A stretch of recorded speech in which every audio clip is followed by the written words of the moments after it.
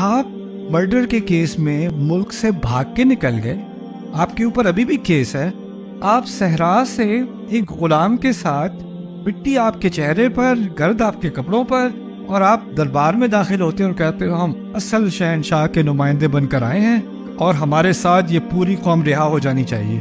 یہ دو باتیں کرنی ہے انہوں نے۔ ایسے کو بات کرنے کی کوشش کرے گا، کیا ہوگا اس کے ساتھ؟ مارا جائے گا۔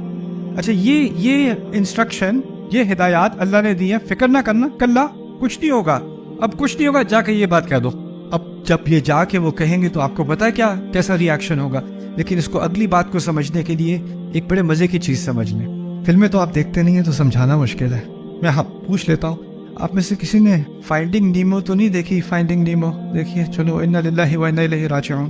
فلم میں ایسے نہیں دکھاتے کہ پہلے نے دوسرے کو پورے 5 منٹ کا قصہ ریکارڈ کر کے سنایا، پھر دوسرے نے تیسرے کو دوبارہ پورے 5 منٹ کی ریکارڈنگ شروع سے۔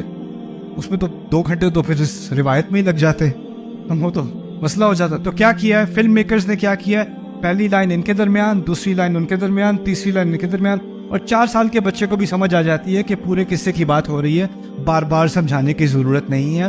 اللبیب من الاشارۃ یفہم، عقل مند کے لیے اشارہ کافی ہوتا ہے۔ قرآن نے یہ کیا ہے۔ ابھی جو بات ہو رہی تھی موسیٰ علیہ السلام اور اللہ تعالیٰ کے درمیان، وہ کہاں ہو رہی تھی؟ طور پر ہو رہی تھی۔ طور پہ کہا تھا جاؤ بھائی کے ساتھ، جاؤ فرعون کے محل میں داخل ہونا اندر تک اور یہ بات کرنا، یہی بات ہو رہی تھی نا۔ اب اگلی آیت دیکھنا کیا ہوتا ہے۔